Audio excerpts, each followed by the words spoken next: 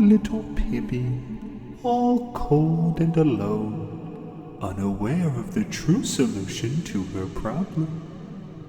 Only when one is within our grasp do they truly understand that the only way to make the pain stop is to submit. Pibby is back, baby!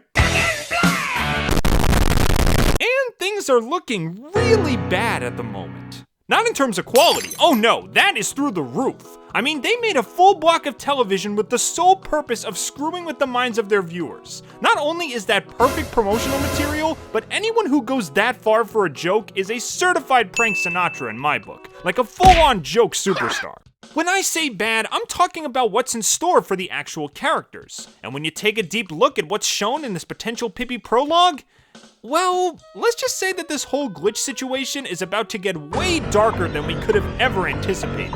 And this is coming from the guy who's already hunkered down in his theory bunker, expecting the worst of the glitch. So if I'm saying that things are gonna get worse, then you better prepare, my dear viewers, for the fear has only begun to eat away at us.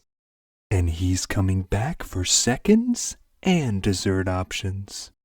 But for those of you that don't know what I'm talking about, basically on April Fool's Day, Adult Swim did a Learning with Pibby Takeover-ish event thing marathon redux that involved the powder blue pygmy walking from show to show during an entire hour-and-a-half long of regularly scheduled programming.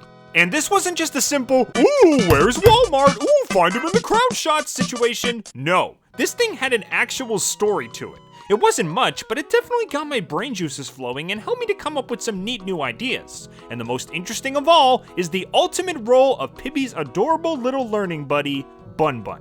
For a while, I was wondering why this wascally wabbit was able to morph to the size of a freaking skyscraper, while most of the other glitch cartoons tend to look the same, just with a slight case of pixelexia.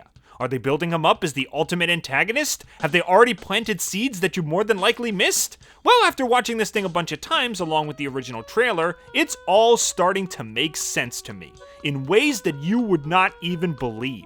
So in this video, I'm going to be going through this Pibby Takeover event piece by piece and pointing out bits of evidence that show every reason why Bun Bun will be the perfect villain for Learning with Pibby. Not just in terms of power and scariness, but also emotion and themes. Keep in mind that, like always, these are just my own insane ideas, and if you have any thoughts on Adult Swim's April Fools overhaul or Learning with Pibby in general, feel free to leave a comment below. But for now, let's scratch that Pibby rash that's been begging for itching and see what happens to Bun Bun once he starts glitching. Let us begin. Nope. Now before we get into the sweet meats of this discussion, let's quickly go over the storyline for the Pibby Takeover. What exactly happened? Well, we first start off with the Learning with Pibby theme song, or at least the same part of it from the original trailer.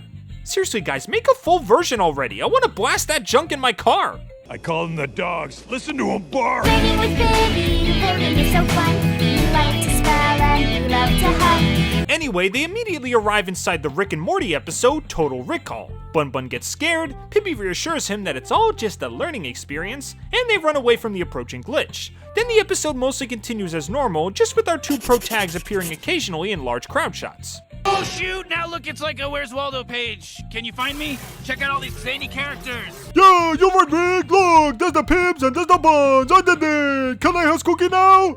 We get to see Morty go full on glitch for one shot, which kinda speaks for itself. Then Pibs and Buns migrate to the end credits, again with Pibby trying to reassure her buddy that everything will be okay. Smiling Friends is next, and there's the duo just kinda walking around the underworld. You know, as preschool characters do. Where are we going? Then we get the usual Adult Swim text bumper, but this time with Bun Bun thinking that maybe letting the darkness consume them wouldn't be such a bad idea after all. After another bumper, we see that the glitch has decided to invade the Eric Andre show, complete with Pibby being forced to watch him empty a full clip into a random guy. Ooh, make sure you save one bullet for Pibby's innocence. There's no way that thing's gonna survive. We get an episode of Aqua Teen with Pibs chasing down Buns and the glitch just going nuts on this show's universe. We get a Blink and You'll Miss It cameo in Bird Girl, more bumpers that have definitely seen better days, and finally the saddest part, A nervous, disheveled Pibby, cold and alone without her furry buddy, slowly walking through the snow-covered end credits of Joe Pera Talks With You.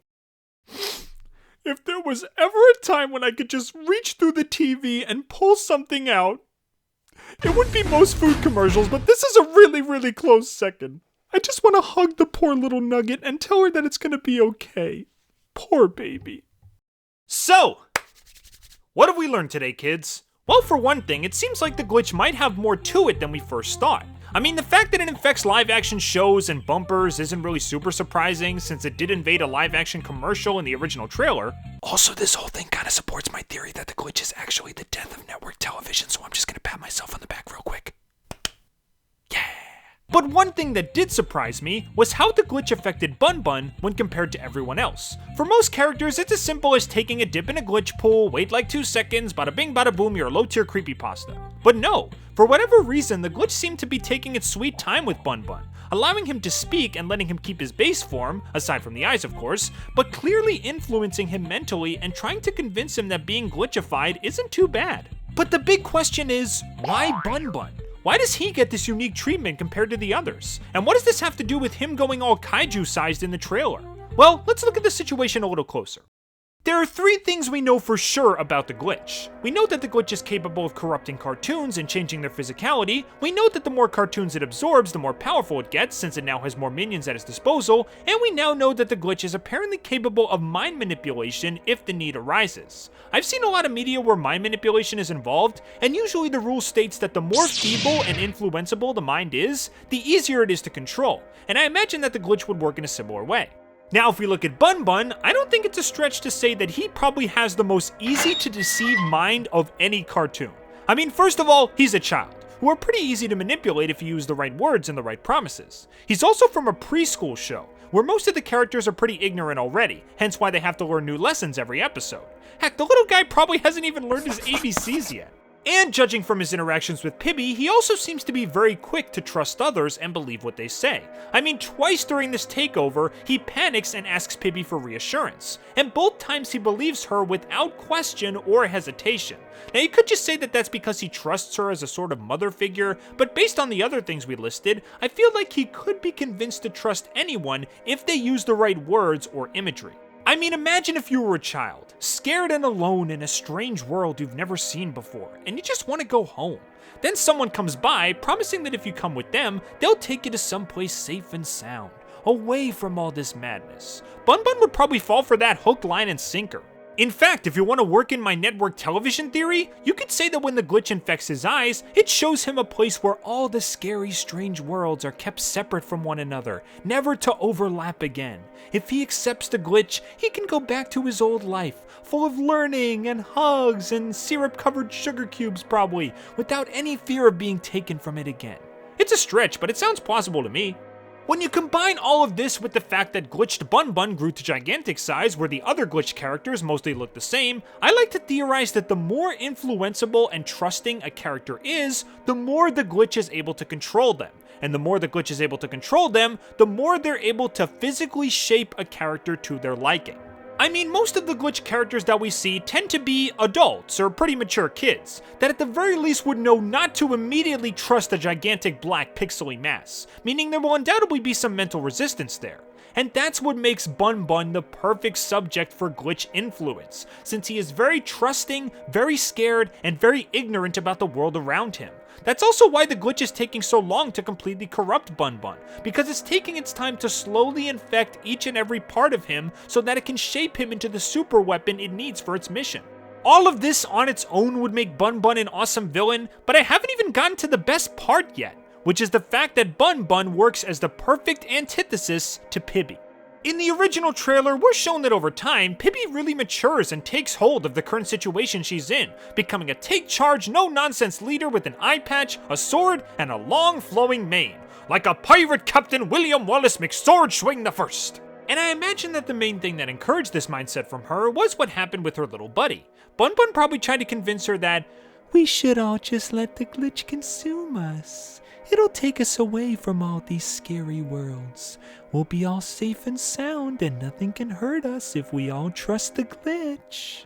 And while Pibby most likely had thoughts about following Bun Bun since he is her lifelong friend, she eventually refused, feeling extremely off-put by what he's become. As she journeyed alone to different shows, she started to realize that there is no easy way out of this situation. There is no shortcut, there is no simple solution. So the best thing for her and her friends to do is to take charge of the situation and fight back. It's the only way to survive. This whole thing is really similar to how things work in real life. When you're faced with something frightening and different, like change of any kind, you can accept the first easy solution that's offered to you, which isn't always the best. You could give up entirely and retreat to your happy place, only to be eventually destroyed by the hardships that change can bring, or you could do what Pibby did and accept the fact that things are different, adapt your mindset and lifestyle to seize the day, and survive way longer than you would have if you didn't do anything at all. Heck, if you look at Pitch Bible Pibby with her glitched out arm, you can even say that at some point, Pibby gets infected by the glitch, much like how Bun Bun did, but she managed to make it out mostly unaffected because of her newly formed willpower, which the glitch just couldn't break. The perfect way to show character growth and have it stick around. I know these assumptions are broader than the strokes of a Renaissance painter, but I just really think this would be awesome. Not just having two lifelong friends fight each other, but having each one represent an opposing ideology would add an extra layer of depth to this show if they decided to use it. So yeah, not a ton to analyze here, much like the original Pibby trailer, but it certainly got my imagination brewing. I think the brainwashed bunny is gonna take the cartoon world by storm. But what do you guys think? What are your thoughts on Bun Bun as a big bad? And what did you think of the Learning with Pibby April Fools Takeover? Leave your thoughts in the comments below. Thanks for tuning in, everybody, and I hope to see you all real soon.